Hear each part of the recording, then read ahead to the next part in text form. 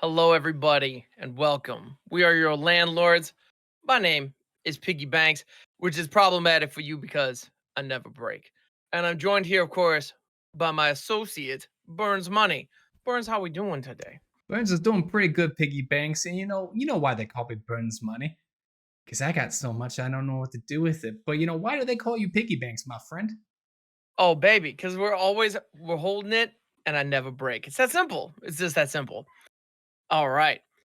So today, well, now just so you know, the reason that we're having this conversation, you and us, the reason we're having this conversation is because the rent is due. We're here to collect, but there's so many of you that it just made more sense for us to broadcast this message out to everybody. And since we have your attention, we thought we would go ahead and have a discussion as it relates to Magic the Gathering, which is a game that is near and dear to both of our hearts. Because, well, what can we say? When you make the right investments at the right time, good things can happen. And Magic the Gathering is certainly a vehicle for this. So today we want to discuss power creep. What's going on with the design philosophy these days? And what does that mean from both an investment perspective and the perspective of the players? How is this a good thing? Is this a bad thing? Let's get into it. Let's get into it. There, Piggy Banks from an investment standpoint. I'll kind of crack this in. I don't know how I feel about power creep. I make my stocks pretty well. I set aside my duels, my shocks, my fetch lands. I got my plays. That's like we're crystal clear here. There ain't no proxies in this nice, amazing penthouse in the It's not. background. Like there's no need for it. But power creep is just hitting my bottom line, and I'm wondering, is that really what we want to be looking? The magic I remember from starting back in, a fetch land was a simple thing. You go get a basic, maybe something different, and that was it. And then we started getting in these shock lands, and that was something. From our standpoint, obviously we were playing with our duels. We had our duels since the day, and grade 10. Nothing better. You can't have better. And you were just lighting up a nice toast the other night there with your Black Lotus, right? Of course, of course. Yeah, nothing quite lights quite as well as the corner of a Black Lotus. I've tried it with other cards. They're just not the same. So yeah, absolutely. I mean, at the end of the day, as far as the investment is concerned, the reserve list appears to be the only safe spot these days. I bought high on Wrath of God back in the day. I'm never going to make that mistake again because the reality is those kind of cards that can get reprinted are getting reprinted. And on top of that, they're even getting genuinely just replaced. Better options are showing up. And so anybody who stocked up on Soul Ring, back in the day when they were good, 20, $30 a pop, I feel for you. I'm sorry. But at the end of the day, it is what it is. Um, and so yeah, from an investment perspective, now is not a great time. Although that said, new staples are getting printed every day. The commander format, especially, boy, howdy, there are certain cards that are popping off in that format that are just the best of the best. Heuristic studies still going strong. They've been reprinted a couple times, doesn't matter, still worth a mint. And then we got newcomers like Esper Sentinel, still absolutely just banging, fantastic. And there's some cards out there that are just so sought after, so beloved. They're reprinting them, doesn't even matter. You got your mana crypts and whatnot, just keep them coming. They're still gonna be rock solid and just delightful to have. So yeah, but as far as the player's perspective, because that's the thing, right? These cards are only valuable, and the reason we're talking about player enjoyment is because that's where the money's at. Believe it or not, if people aren't enjoying the game, they're not playing the game. That reduces demand. You reduce demand, prices go down. We can't be having that. So we got to make sure that all those folks out there just kind of gathering their quarters, gathering their lunch money to save up for a booster pack here and there, make sure they keep coming back for more. That's how we keep the coffers full. So, is power creep good for the game? Are people going to be enjoying themselves at this current power level? Because it's kind of exciting at first, right? It It's like, is. oh, these cards are better than anything we've ever seen before. This is awesome. Like if we remember the days of old, like a tutu could take you places beyond your dreams. Like I could make my first easy million off a tutu Mm. zombie. No problem. Nowadays, if I want an easy melt, I gotta get down a one drop. I gotta get down a two drop. I gotta get something like Gix on board. I gotta hit him with a deep cavern bat. I gotta do all these extra hurdles and all these creatures together. It's not just enough to like have my lightning bolt here Got my 2/2 over there. No, I like if I'm doing legacy, I gotta go like Orcish Bowmaster, and then I gotta get in with Brainstorm and do some other shenanigans, or I gotta get up Hmm. and hit him with like a Dark Depths and the Merit Lodge. Like it's just not the game is different, and power creep hits is so different. It is explosive though. Like what we're looking at now in a day when say standard, if we look at standard, turn three really defines the format. If you are doing your turn one, two, and three, and you are setting up and your opponent's got nothing, they are 3 turns behind. Especially if you are on the aggressive in mono red. I mean, we got a standard format, Monastery Swift Spear. We've got great cards like what was it, Monstrous Rage, making that a 6 attack power for 2 mana on a 1 swing. That's just stocks you can't avoid. Like, It's insane, man. I remember back in the day winning off of Shivan Dragons or Grizzly Bears with armadillo cloaks on them. That is not a thing anymore. Absolutely not. Because when you put an armadillo cloak on a grizzly bear, now people are like, why isn't that a shadow spear on a Ragavan? I, I don't know what to tell you. It's just, it's just it though. yeah, it's wild, man. It's wild what's going on out there right now. And so earlier I mentioned Wrath of God as well. Wrath of God was the greatest back in the day, being able to just shut down all the creatures and they couldn't be regenerated. Also, if I may say, I love that regenerate was a mechanic for like the first 10 years of the game. But Yeah. all the good removals said the creature can't be regenerated. So what's the point of regenerating? It never made sense to me. It's just not even, it doesn't matter anymore. It just doesn't matter. Just Just it. does not matter. But in any event, I digress. We see these cards like Wrath of God, which they've been reprinted a handful of times, but they're still just like they're not even that good because we have knockoff versions like Shatter the Sky or Depopulate, which are basically the same thing with just a tiny little bit of downside that can be an upside depending on what kind of deck you're running. And then on top of that, we see other options that are just like so much better in cards like Sunfall or Farewell. Don't oh my goodness, Farewell is just beauty of a card. That is one they can reprint Farewell 2 dozen times in the next year, and that card is still gonna be worth something. Just watch. Oh, I'm telling you. it's one of those things. It's just gonna hold its min value no matter what. I mean, even Sunfall, like we've gone, like you said, regenerate, big thing, huge, huge in the market. It was great. It was the next sweet thing. Then every removal said can't be regenerated. All right, that kind of stopped it. Still had some help, but what doesn't even matter to destroy? What is there to regenerate with destroy? We don't destroy things anymore. No, it's Nope. exile. Exile is the way, and that is where power creep has led us. We have now gone for where board mana board wipes, no kind of downside. Maybe opponent draws a card like with depopulate and whatnot, have you? And that's fine. But no, now you get the upside on the board play. You 5 mana exile opponent creatures that they want to graveyard, doesn't matter. They're gone out of there. And what do you get left with? An offensive creature, well, token that you can transform and attack with. You get a body for the price of your opponent playing the game. Now, how does that make sense to that's power creep at its finest. Your opponent fuels you, and with one spell, it switches in your direction. Completely and totally. It's wild. So we talk about people when they're talking about different cards, talk about 2-for-1s or getting 3-for-1s. There's opportunity of like, okay, I'm gonna go ahead and take 2 cards away from you, and I'm only gonna spend 1 card to do it. Those are really powerful value moments. Board wipes have always represented the potential for 5, 6, 7-to-1s. Like that is something that can happen. And so the fact that now you're getting paid off more if they're more effective with a card like Sunfall, downright silly. Man, I remember Easy. back in the day when I was building a control deck, because let's be honest, I mean, I like to control stuff, okay? It's just kind of what I do. You are So, the of piggy course, in bank. a game of Magic, I'm going to be doing the same thing. I remember having to pick between sweepers, finishers, and counter spells. And it depended on kind of the meta of what I was playing against to pick what goes where and how, right? Now we see people just playing with nothing but sweepers, and the sweepers are leaving bodies behind. So that's their win condition. They don't have to run Dream Trawler. Or they don't have to run, Teferi, Hero of Dominaria. They don't have to have a win condition in their deck.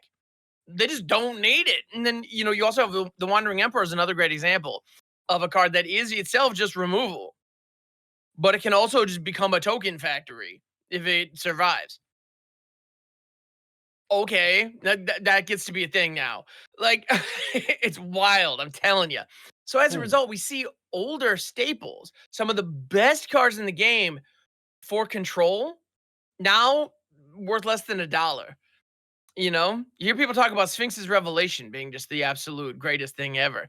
And we actually see in the upcoming set, Murders of Karlov Manor, we see Alquist Prof, the main character of the set who's featured prominently on all the marketing materials. He's got an effect on him that looks exactly like freaking Sphinx's Revelation. You sack a clue, you get a Sphinx's Rev. Just like right there. I don't know about you, but that does not look so good this year. I'm not no. impressed. I'm not either. I'm looking at that card and I'm saying, all right, so you need double blue, you need double white, and then you need X, and I got a sack of clue. And what do I got to attack with this thing so it's got to live a turn? That's just not looking. That's just not doing Mm-mm. it. That's not Not enough looking good. value. I And need what's the immediate impact. what's the payoff? The payoff is that okay, you've now spent like I don't know what 5 mana. You know, let's say you said what's like 6 mana, and how many cards you drew? Like You drop three? three. What kind of exchange rate is that? Nah, nope. And you gain 3 life? Absolutely not.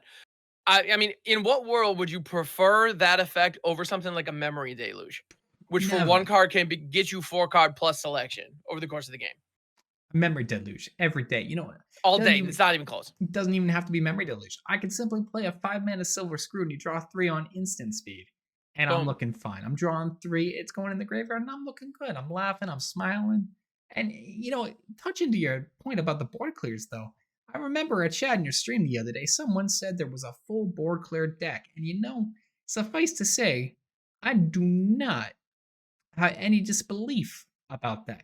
For the simple fact, you've got a 3 mana board clear, you've got a 4 mana board clear, a 5 mana, a 6 mana, and there is even a 7+ mana that gets reduced on the amount of creatures, all in the same format right now. What we got? And the Lockdown into Populate into Sunfall into Farewell and Vanquish? Well, and we're barely touching. I mean, that's only some of the options. There are a ton more. I mean, yeah, that particular video was made popular by another content creator. They actually made a deck that had 36 board wipes. It was 36 board wipes and 24 lands, and it was winning games. That should be a joke. And I get that it's not consistent. I get that it's not a good idea to bring that out to try to like climb the ladder or try to qualify for the pro tour. I understand that, but it did play. It functioned. That kind of thing should not be able to work at all, and it does right now. Because yeah, you mentioned some of those. You know, we have Vanquish the Horde, which is one that I forget about, but it's still there. You've got Yeah. Depopulate kind of came back into fashion recently, but it also wasn't super great until recently. We also have cards like Expel the Interlopers. Yeah. That's a thing, and it's wild the amount of options that sweepers have, and we're only getting more. Every single set, Wizards prints at least one playable board wipe, and I wonder why. I remember we used to go multiple sets back when we only got 4 sets a year. We'd go 2 sets without a sweeper. This didn't happen because we would have one that was already pretty good and it was already in the format. So we didn't need more.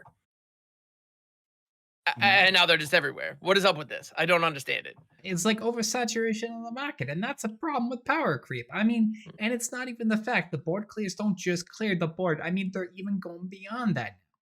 Like Farewell. I think Farewell is a prime example of pushing the boundaries. Exile everything but land. 6 mana. Okay, fine, great. But graveyards too. All right, I can Come on kind of now. bite it. Exactly. But You're not gonna put the things that are on the board into my graveyard. Let me at least have the stuff already there. exactly. Come on. Like leave it. Like Yeah. artifacts, enchantments, and creatures. Okay, I would have got. That's fine. But graveyards too. Like that's pushing. And now, Karlov of Mana, bringing us a 5 mana black board clear, which is great. I think having a board clear in both white and black is great. Nice selection. Path of Peril, no disrespect to it. Good card. But something a little bit extra is kind of nice where I don't have to cleave in. But they're putting a surgical extraction on a board clear. I'm paying 5 mana, I'm blowing up the board, I'm doing the thing, and then I'm getting to take a card from my opponent's graveyard and get rid of every copy of it from their deck. I mean, it's suffice to say, if like a basic land somehow ends up in there and the opponent's mana screwed, well, they're gonna be more mana screwed because the landlord burns money is gonna be taking the hot stuff in the graveyard. But You I know, a mean, yeah. She-Holdred pops in the graveyard. We steal that, it's gone. You don't even have to worry about this. Like, this card is a main deck card. And I'm baffled. I'm baffled, Piggy Banks. I'm Hmm. baffled. I think it's fantastic. And you know what? Mono Black has been watching Mono Black and Standard over the last year or so has been a wild ride, okay? Because when Dominaria United showed up, introduced Shelter of the Apocalypse, Mono Black was just the thing. Everybody was playing it because that deck built itself. It was obvious. It's like we got Liliana the Veil, we got Shelter of the Apocalypse, we got all this removal done and done. Let's go. Now, over the months, that's kind of fallen out of favor. People have learned how to answer it, and it hasn't been quite as good. And one of the things that I hear a lot of people citing was banning a Meat Hook Massacre. So they didn't have a good board sweeper anymore. And that's like the one thing they're missing. To which I say, oh, boo hoo. Mono Black players need to settle for having the best card draw, the best threats, and the best removal in the game. Oh, no, we don't have this one thing. Deal with it, folks. You're going to be fine. But now they get that back. They get a 5-mana sweeper that has upside. Yeah, Deadly Cover Up, by the way, is the card that we're talking about. I think that card is going to be fantastic. I love listening to the dialogue around it, though, because I don't think it's going to do what people want it to do. Because people talk about the basic land, right? It's the And fun I can case. appreciate that idea, but think about the last like 2 decks you built. How many basic lands did you have in them? 3. Because your boy only needs to run a basic island. Wow, did I say an island? Burns Money doesn't play Ooh, islands. ooh. Catching the joke there. I was testing your logic. I know. Burns Money only plays a I'm hearing forest, a things. This mountain, and a is swamp. Burns Money is the jundiest jun there comes because the money color is always in the black, red, and green. absolutely. Yeah, absolutely. Well, that was my thought too, because it's like, yeah, okay, you hit my one swamp. Maybe I have one more. If I'm like, hey, like, oh no, whatever will I do? Oh yeah, not draw that swamp that I don't need anymore. So thanks, I appreciate it. So you got to be careful about that. I think a lot of people are going to grab the lands first and think, haha, when really all they're doing is like they're thinning their opponent's deck for them. It's not, it's going to be a trap. You don't want to do that. No. But to your point, get rid of that, get rid of the Shale Dread. If you're going up against Domain, get rid of the Herd Migration, the Atraxas. You're going to have a good day. Get those out of there. So I do think Mono Black is going to see a little bit more love in Standard after that card hits. So I'm excited to see what that can do. And I think there are a couple of other cards too that can help elevate that in the upcoming set. But Oh, absolutely. I mean, I think we're gonna be moving to a nice spot too, because power creep, like, well, we got something new, like is it a goblin bombardment? You know, creature ETB, a deal of damage. mhm. So Yeah, it's we've similar to yeah. Well, we've that's similar yeah. to Impact Tremor, is what that's Yes, doing. sorry, impact tremor. Impact tremors is Hmm. where I'm thinking. Hmm. So we've got an upgraded one for Boros coming in, right? 3 mana creature tokens get +1/+1. So you get an anthem effect with 3 mana, but whenever creature ETBs, you get to deal 1 damage to an opponent. Like, please, Piggy Banks. Oh, I'm loving so it here. I put that with my Impact Nympha Call. Tremors, right? Okay, so if you're a Boros Commander player and you want that going on right now, you need to give up 2 cards. You need to spend 2 mana for an Impact Tremors, then you spend 3 mana for a Glorious Anthem, right? Those are the classics. So we're talking about a 5 mana worth of stuff. You know, spending 5 mana, 2 cards. Now you get all of that on one 3 mana card. That's wild to me. Yeah, the amount of efficiency you get with that is absolutely insane. But it's funny, we talk about how good the board sweepers are. We talk about how good the sweepers are and how good those like how strong those have become. The reality is they have to be because the threats are even more bananas. You know, I mean, back in the day, how much was how much was 3 mana worth on a creature?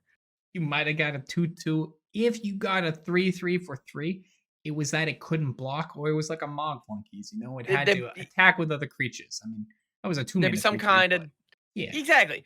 Like at best, if you were in green, you would get like a 3/3 for 3. Like yeah. that was like great. But that's because green creatures are great. Back in like that was as good as it got, you know? I mean, heck, blue had some like 1/1s for 3 that were like with like a little bit of upside. Like, you know, that was a whole thing. So back when the color pie kind of stat lines were a little more established, that made more sense. Now we're at a point where the stat lines clearly do not matter in association with the mana value. Not even for a second anymore. I mean, we're at a point where like a 2/1 for 1 has upside in certain modern formats. I mean, obviously, look at Ragavan. That thing is just That's just Thing's insane. Ragavan. That thing's It's printing Ragavan. money. That's making us money. It's exactly. It's like I'm gonna smack you, and yeah, you know, it's like no, pay me. That's how this works. Like slap, gimme. The little extortionist monkey. I do like Ragavan style. Let's be honest. I Ragavan mean, I styles. appreciate what he's doing, but at the end of the day, like that's you know I mean a 2-1 for one that used to be a big deal. And like when Watch Wolf first came out, that blew people's minds. Like that thing was like the greatest piece that we've ever seen. And now they just recently printed Ravnica Remastered. This was the remastered set where we went back to Ravnica, appreciated all of the wonderful cards throughout Magic's history that took place on Ravnica. Watchwolf, the signpost uncommon from the very first Ravnica set for the Selesnya Guild, nowhere to be seen. They didn't even print it because nowadays it's embarrassingly bad. It's like it's absolutely terrible. Whereas back in the day, man, a 3/3 for 2, even across 2 colors, fantastic. Like that was the greatest. The Honestly, gold, I mean, I miss those days. I do too. Yeah. And like to your point, the paying rate for what you get is different. We touched on this. Remember some time ago, Hmm. the number of vanilla creatures we had in comparison to some 3-4 years ago as to now. Every creature in standard right now, save for one, has a keyword. I'm pretty sure it Hmm. was something like that. It was less than 5. I remember this They one. all have Counted. rules text of some kind. Yep, all Yeah, of them. there's Yep. something except for like less than 5. They all have something, whether it's like a ward 1, a vigilance this, and it's like a 3-1 vigilance or 3-1 ward 2 or 1-1 with death threats. They've all got something. There just is not a simple day where you get something like a 0/5 for 3 mana anymore. You just it's gone. Everything does something. Everything is going questing beast. Mm. And I don't like I get it. It makes the game exciting. Everything's cool. You know every card you open is exciting, but when every card's exciting, is everything really even then special? You know? One, and then we lose the history, right? We Yeah. lose the appreciation for the past because we talk about okay, these cards are worth a certain amount or they do a certain amount. But the thing is, in older formats, those cards are competing with the cards from Magic's history. Those older cards are unplayable, and that's like they just do not hang anymore. You know, and you know you have like Bonehorde Dracosar. It's a 5/5 flying first strike for 5 that can draw you cards and produce material on the board. Amazing. That Like it's insane. And so comparing that to something like, I mean, even a Baneslayer Angel, which is another card that is very good and still like not terrible actually. But comparing that to some of the stuff that you know, I mean, compared to Sarah Angel, like if you want to go all the way back to the OG, I mean, nah, no. actually one even more recent Piggy Banks. Yeah, Goldspan Dragon. We yeah, were we were thrilled for Goldspan. Flying Hasty Dragon, dealing damage and get a treasure token. ramping us. Let's go. Yeah. Now I got a 5. Goldspan was a 4/4. You Hmm. target it, get a treasure token, attack it, a treasure token. Great. Ramped your head. Fantastic.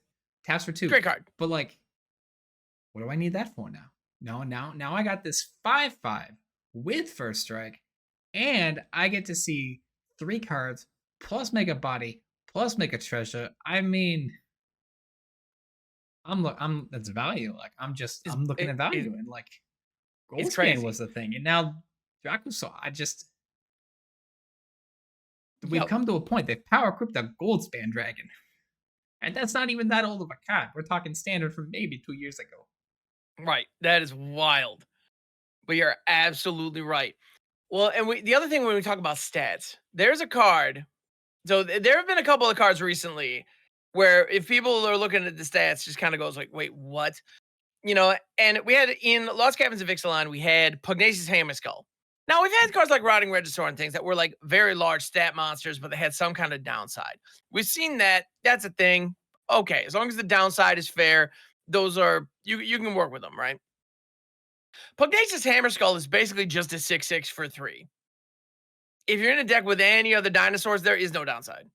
And even then, it only happens on attacks. And then it's only a stun counter. You don't have to sacrifice it. You don't have to, you know, return it to your hand. Nothing crazy like that. It just stuns for a turn.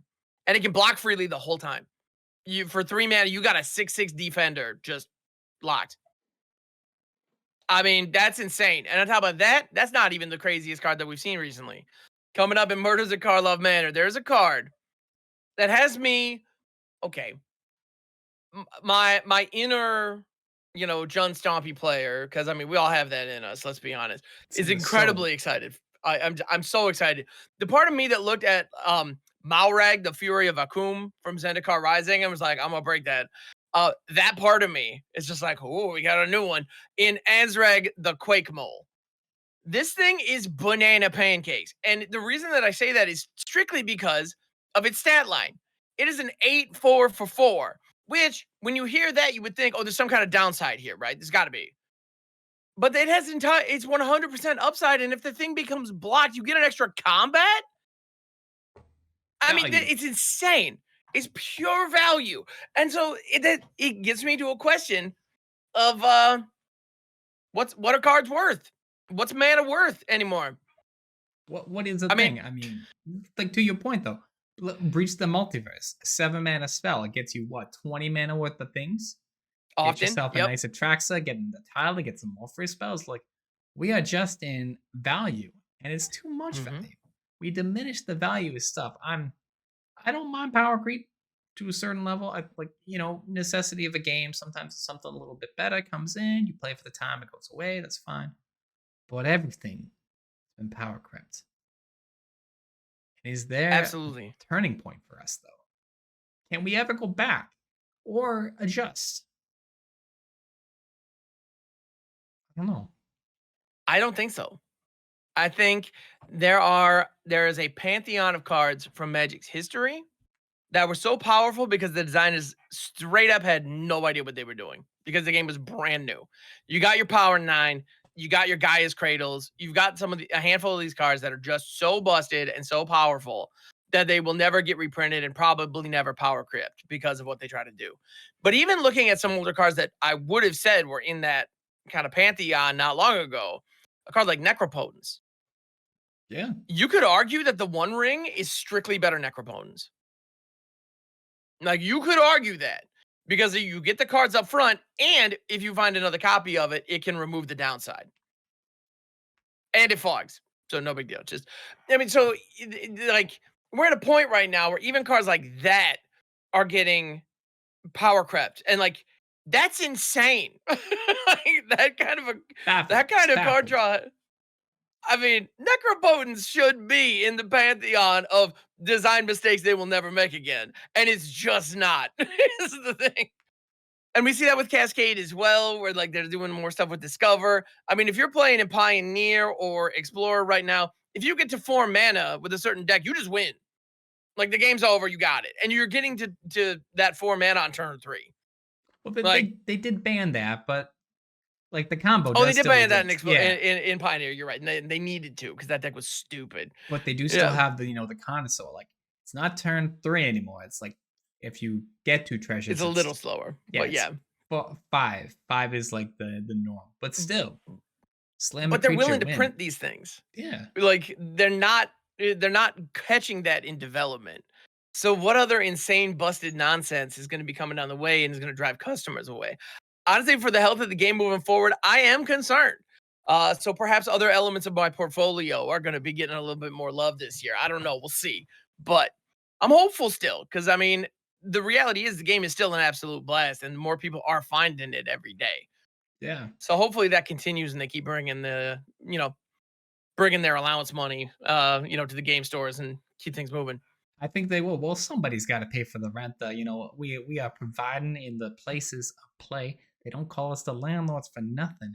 That being said, though, I think it yields back to the design philosophy, and I touch interlude to this point, if you will, on power creep. The focus of the game is not on the competitive state anymore. The No. reason we see all this value is because of the popular format Commander. And do not get me wrong on this. Commander is a fabulous time. You want to have a great time. You want to do cool things. And it is an individual 100 card singleton format. And I get that. Every card you want to have doing something. So we have probably, and I think this has been slightly alluded to in certain cases, the design philosophy has changed from the competitive environment to providing functional cards of doing something to enable a greater enjoyment of the most popular format, which is Commander.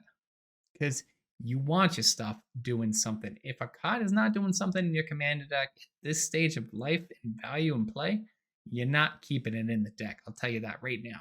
The only thing you might be keeping is a basic land, because let me tell you, that's got value because it taps for mana. You know it. Yeah, it's absolutely true. And honestly, I do believe that Commander being popular is part of the reason we're seeing power creep going even harder. Because how do you sell products to a casual audience who are fleshing out the Commander decks? Well, give them a better version of a card they already have. That's one of the easiest ways to do it. And we're seeing it all the time. And so I do think we're going to see that even more. Although it's funny, Command is also one of the only formats where people can generally just be chill about proxies.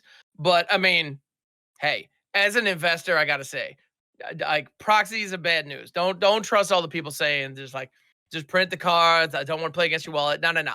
We want everybody out there playing against each other's wallets, okay? Because that's a game where we can win. All right, that's important. Like, Uh, look, yeah, let's level here. Let's level down for a minute. Do we look like we proxy to you?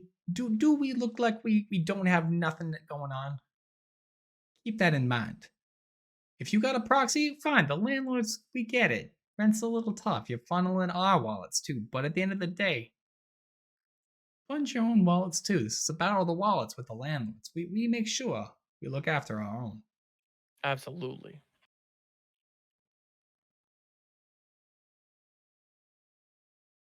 But yeah, power creep there, Piggy Banks. I think I'm curious to see where it's gonna take us, and I do wonder if our Absolutely. dear Victor, I mean, the our dear listeners have any views on power creep. We'd be curious to hear down in the comments below and on any platform there. Absolutely. Yeah, and you can also reach out to us on social medias. You can find us in all the places. You can find me I go by on various platforms to be customer facing. You can find me as Hamhawks42. And I know that my associate Burns Money here is also known as Astralsflame is another name that you can find.